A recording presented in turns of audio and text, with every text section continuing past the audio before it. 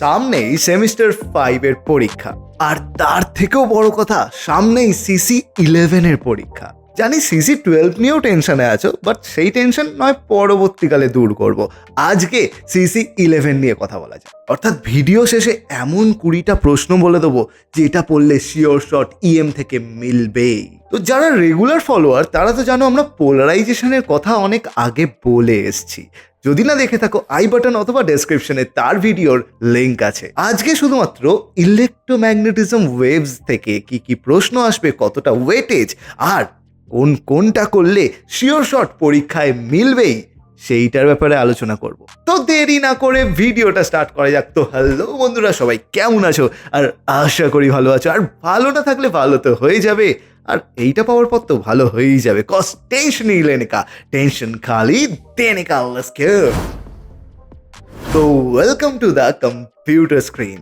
তো প্রথমে ওয়েটেজের কথা বলা যাক। এতদিন ধরে তোমরা এই পরীক্ষা দিয়ে এসছো, তোমরা প্যাটার্ন তো অটোমেটিক্যালি জানো, এই ব্যাপারে আমার কিছু বলার নেই।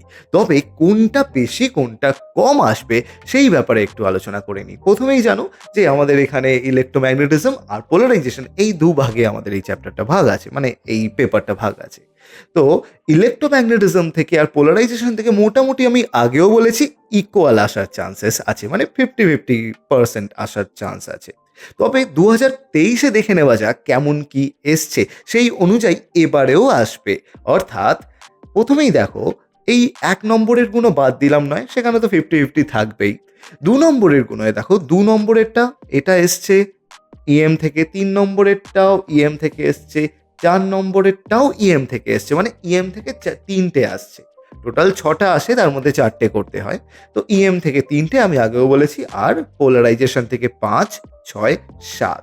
অর্থাৎ টেনশন নেওয়ার দরকার নেই। মানে আমি যদি পোলারাইজেশন খুব ভালোভাবে করে যাই, EM পার্টটা হার্ড চলে এলো, তাহলে আমি কিন্তু পোলারাইজেশনের 3টে আর EM এর একটা অন্তত করে আসতে পারবো। তো এই থাকবে মেন্টালিটি। আশা করি ক্লিয়ার, অথবা উল্টোটাও হতে পারে, ডিপেন্ড করছে কোয়েশ্চেন আর সিচুয়েশনের ওপর, তার সাথে তোমার ওপরেও অবভিয়াসলি। অলরাইট, তো ওয়েটেজের ওপর তেমন কোনো রকেট সায়েন্স নেই, এটা বাচ্চাও ডিকোড করে দেবে।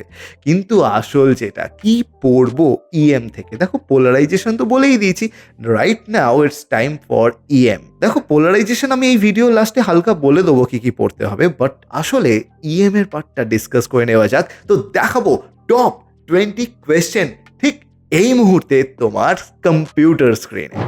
অলরাইট, তো এসে গেছি আমরা ইলেকট্রোম্যাগনেটিক ওয়েভস এর লাস্ট মিনিট সাজেশন। কি আরাম বলো। অলরাইট, তো ইলেকট্রোম্যাগনেটিজম যদি স্টাডি করো, আমি স্টাডি বলতে কত 5 বছরের বলছি না, যেটা তোমরা করো। আমি সেই 94 থেকে আনটিল 23 পর্যন্ত পেপার স্টাডি করে তোমাদের সাথে কথা বলছি। ছেলে খেলা নয়, আশা করি বুঝতেই পারছো। অলরাইট, তো এখানে বক্তব্য হচ্ছে যে দেখো, 2 ধরনের জিনিস আমাদের প্রচুর আসবে from EM, that is the Maxwell equation, আর তার রিলেটেড কোয়েশ্চেন, মানে দুমড়ে মুচড়ে বিভিন্ন ধরনের কোয়েশ্চেন তৈরি করবে সেখান থেকে। আর সেকেন্ড হচ্ছে আমাদের স্কিন ডেপথ, অর্থাৎ ফ্রেশনেল ইকুয়েশন, অর্থাৎ রিফ্লেকশন রিফ্র্যাকশনের ব্যাপারটা, conductive, then dielectric, good conductor, bad conductor, এই ধরনের কেসগুলো থেকে একটা আসবে। তো বুঝেই গেছো আশা করি কি পার্টে ভাগ হতে চলেছে। তো দেখতেই পাচ্ছ তোমার স্ক্রিনে আমি এখানে কয়েকটা কোয়েশ্চেন রেখে দিয়েছি। এই কোয়েশ্চেনে 1, 2 এইগুলো প্রত্যেকটা ইয়ার্সে আসা কোয়েশ্চেন। আর এই 2 নম্বরটা, এটা তো মানে 22-23-এ একবার এসেই গেছে, তোমরা কোয়েশ্চেনেও দেখে নিতে পারো, এগুলো সমস্ত ইম্পর্টেন্ট কোয়েশ্চেন। তো এখান থেকে শুরু হচ্ছে প্রত্যেকটা ইলেকট্রোম্যাগনেটিক ওয়েভসের ওপর, তাদের ইকুয়েশনের ওপর, তাদের এস্টাবলিশমেন্টের ওপর। ই দিলে বি কী করে বার করব, বি দিলে ই কী করে বার করব, শুধু তাই নয়, পয়েন্টিং ভেক্টর, তার প্রুফ, এই সমস্ত A to Z এখানে করা আছে। তো আশা করি অসুবিধে তো হবে না। ইভেন দেখতেও পাচ্ছ অ্যান্সার দিয়ে রেখেছি। আচ্ছা, তারপরে যেটা আছে, অ্যাম্পিয়ার্স সার্কুইটাল লকে কি করে ম্যাক্সওয়েল মডিফাই করলো, তার বিভিন্ন ধরনের প্রশ্ন। অবশ্যই প্রশ্ন টাইপ থেকে শুরু করে অ্যান্সার কিভাবে পরীক্ষায় কতটুকু লিখবে, ঠিক আমি আমার হাতে তোমাদের জন্য পার্সোনালি রেডি করে দিয়েছি। এর থেকে ভালো রেসিপি আর হতে পারে না। অলরাইট, তো যাই হোক, এই সকল জিনিসের পর Poynting vector as I told you, তারপরেই আছে আমাদের স্কিন ডেপথ, স্কিন এফেক্ট আর কন্ডাক্টিভিটির যে আমাদের tau equal to sigma by এপসাইলনের প্রুফসগুলো, এই সকল প্রুফসগুলো আমরা এখানে ব্যাক টু ব্যাক করে দিয়েছি।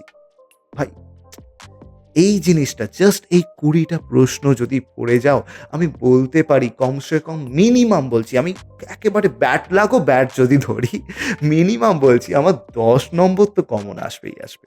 আমি ম্যাক্সিমাম ছেড়েই দিলাম, মিনিমাম এখান থেকে 10 নম্বর কমন আসতে বাধ্য। লিখে নাও এই কথাটা।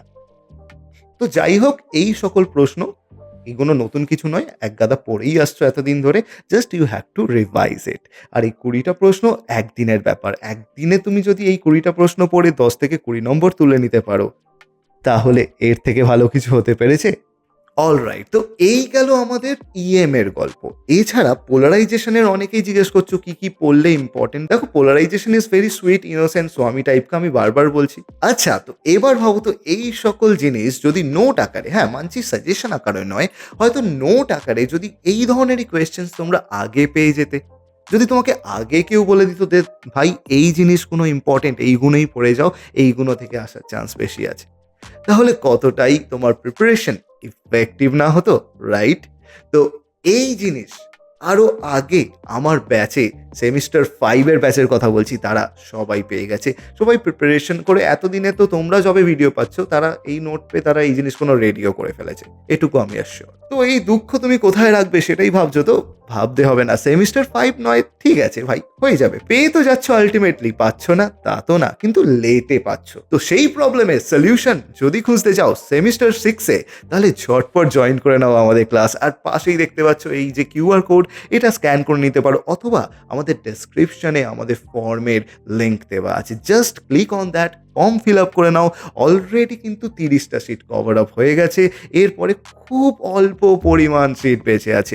পরে কিন্তু বলবে না যদি সিট না দিতে পারি, ওকে? তো যত তাড়াতাড়ি পারো সিট নিজের রিজার্ভ করে নাও, তারপরে রিল্যাক্স এক্সাম দাও, রাইট? তো coming back to the idea of polarisation, দেখো পোলারাইজেশনের কোনো নোট দিচ্ছি না, চাপ নেই, কিন্তু পোলারাইজেশনের আমরা বুস্টার্স ল, ম্যালাস ল, এইগুলোর অঙ্ক, এছাড়া আমাদের পজিটিভ নেগেটিভ ক্রিস্টাল, তার সাথে তার ডাবল রিফ্র্যাকশন, হুইগেন্স প্রিন্সিপাল, এই সকল জিনিস, এছাড়া পোলারাইজেশনের ভিডিওতে আমি দেখিয়েছি কিভাবে বিভিন্ন ধরনের পোলারাইজ রেকে ডিস্টিংগুইশ কী করে করতে হয়, কী করে ইন্ডিভিজুয়ালি চিনতে হয়, এই সকল জিনিস আমার ভিডিওতেও আমি ডিসকাস করে রেখেছি।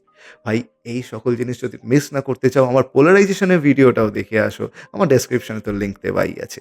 তো এই শর্ট ভিডিওতে একটুখানি বেশি টাইম তোমাদের ওয়েস্ট করবো না, কারণ সামনেই পরীক্ষা, পড়ার জন্য সময় চাই। তো অলরাইট, এরপরে আমি স্ট্যাটিস্টিক্সের ভিডিও তখনই আনবো যখন তোমরা এই ভিডিওটায় 50 লাইকস করবে। আর স্ট্যাটিস্টিক্সের যদি টপ 20 ঠিক এরকমই একটা নোট চাও, তাহলে ওয়েট কেন, এই ভিডিওটায় ঝটপট 50টা লাইক করে দাও। আমি ঝটপট আফটার দিস এক্সাম স্ট্যাটিস্টিক্সের টপ 20 কোয়েশ্চেন নিয়ে চলে আসবো। টিল দেন প্র্যাকটিস করতে থাকো, মজায় থাকো, আর তোমাদের কি প্রবলেম হচ্ছে, কি চাই, জানাতে থাকো কমেন্ট সেকশনে। আর যদি কোনো ডাউট থাকে কমেন্টে, অথবা আমার ইনস্টা আইডি আছে দেখো, সেখানেও তুমি আমাকে লিখতে পারো, আই এম শিওর তোমার রিপ্লাই দিয়ে তোমার হেল্প করার চেষ্টা করবো। ততক্ষণ পর্যন্ত this is Prosenjit signing out for today, and keep practising, enjoy with physics, tata.